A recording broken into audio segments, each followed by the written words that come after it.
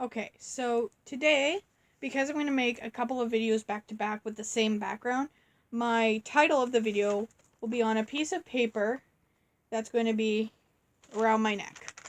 So, this one is, in case you can't read it, the difference between girls and boys with ADHD. So, I have my notes on my phone, and the notes to the following upcoming videos are also on my phone. So so a lot of the video I'll be looking down at my phone. I'll try not to. Um, and during different bullet points, I'll explain a little bit more on that. So I'm kind of taking some of the um, bullet points that were used in a video called Girls with ADHD on the channel How to ADHD. Um, so, and part of that video, the lady Jessica, who runs the channel, goes on to say the differences, the general differences between girls and boys. So these are kind of copied from her video, but I'm a fan of hers, and I'm gonna, go down in the description below and say what the video is called and everything, so you can see the original.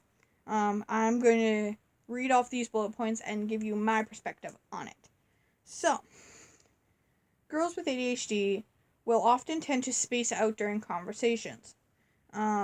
So we'll be talking to you and we'll forget what you said 2 seconds ago. And it's kind of hard sometimes. Yeah. So that one.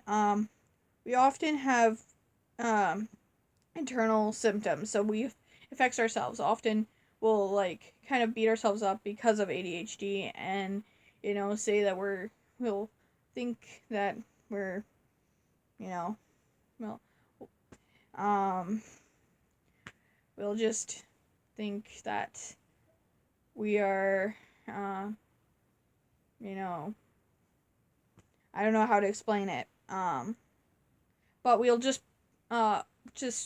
to try and explain it, we often put ourselves down when we shouldn't be, and everything. So, often, the hyperactivity part in girls. Now, this can change. This can change depending on your personality. But often hyperactivity part in girls is hidden. And this one is not from that video. This is just kind of, me. Whereas my hyperactivity is kind of hidden. So when people find out I have ADHD, they're very shocked because they don't find out. They don't think that, I have the hyperactive part.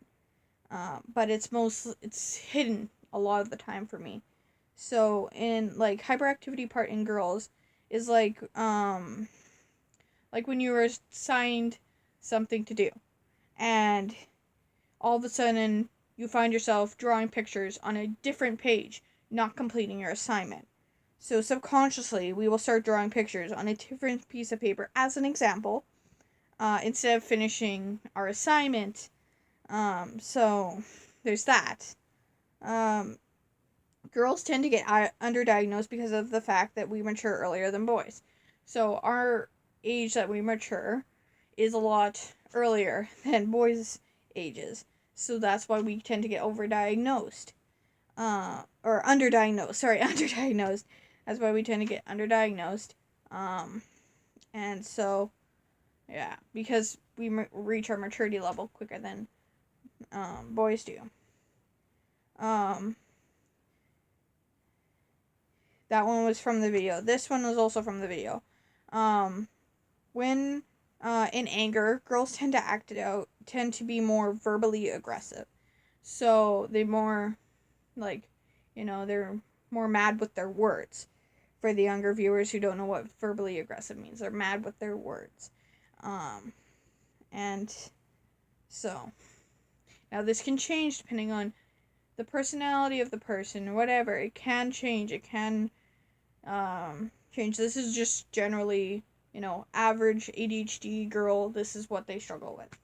So, next is often what the boys with ADHD will struggle with. Well, they're often overdiagnosed because of the fact that, they mature later than us females. They tend to interrupt people's conversations, instead of space out like girls do. They'll interrupt, not on purpose. They just, they interrupt, not thinking about it, and they interrupt. So, when in anger, boys tend to be more physically aggressive. Now, this can change. Remember, these can change. This is just generally the average ADHD girl or ADHD boy struggle with these things. The fourth one is external symptoms. And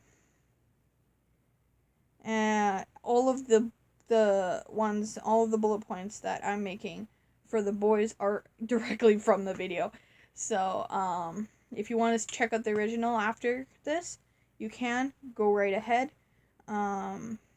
So, as I said before, okay, there's external symptoms. So, it affects others, like their ADHD is often in their physical actions, and so they'll often distract other people, and not meaning to, just, with the ADHD and everything, they're constantly distracted, or they're distracting others.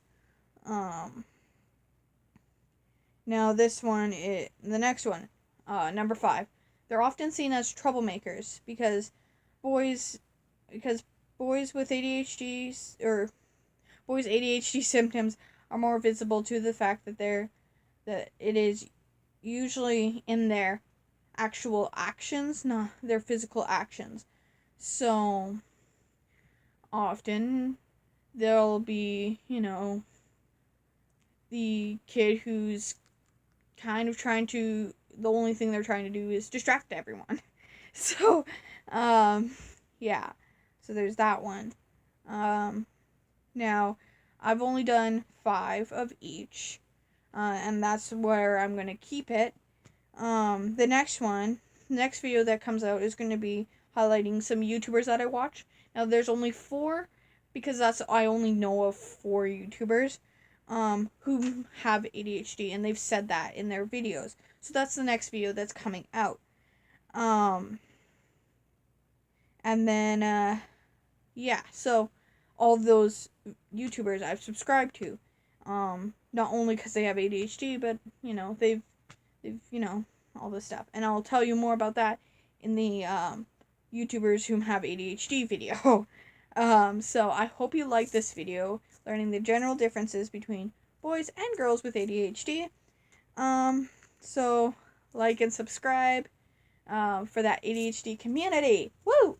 Let's get the awareness out. So, yeah. I hope you enjoyed. Please comment, like, subscribe. And, yeah. I hope you enjoyed it.